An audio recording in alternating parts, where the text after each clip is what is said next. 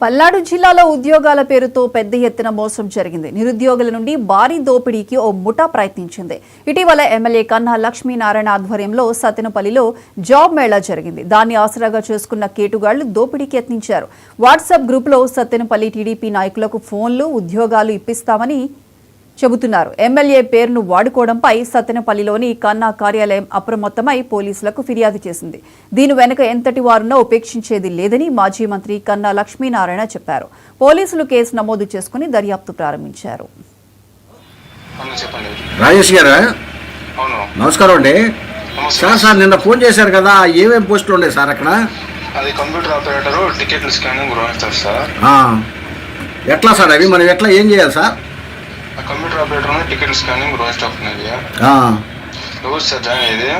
మా కుర్రోళ్ళు ఉన్నారు సార్ ఇక్కడ. ఓకే ఓకే, నాకు వస్తే నాకు రీజన్స్ పంపించాము సార్. సార్ ఏమేం కావాలి సార్ వాటికి? రీజన్స్ పంపించామని అంటున్నా. అదే ఏమేమి అర్హతలు ఏమేంటి? Inter sir, inter degree, BTech sir. Sir ఇంకా ఏం కావాలి సార్? అంతేనా? ఏదైనా అమౌంట్ ఏమన్నా ఉంటుందా సార్? ఖర్చు అవుద్దా? సార్ కనుక్కుంటా. సార్ ఎవరు ఇచ్చారు సార్ ఈ నంబర్? నాది కన్నా సార్ ఇచ్చారా? ఎప్పుడు సార్ అంతకుముందు ఇస్తున్నారా? నిన్న మాట్లాడారా సార్ మీతో? నాకు 3 days బ్యాక్ ఇచ్చారు. మీరే కాల్ చేశారా సార్ సార్కి? అవునవును సార్ మా పేరు చెప్పారు సార్ బాబుని అడగమని. అవునవును సార్ సరే సార్, అట్లయితే మనకు కావాల్సింది నేను పంపిస్తాను సార్ అడిగి.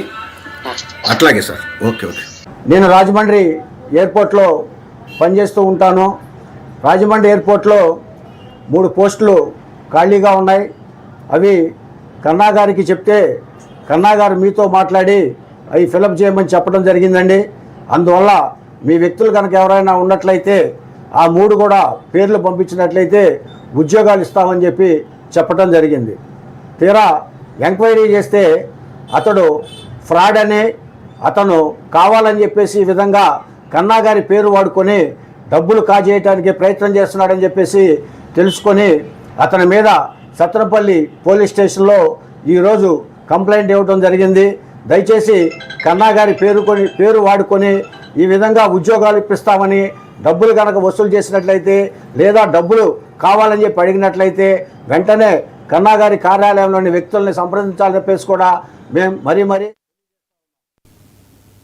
జనగామ జిల్లా పాలకుర్తి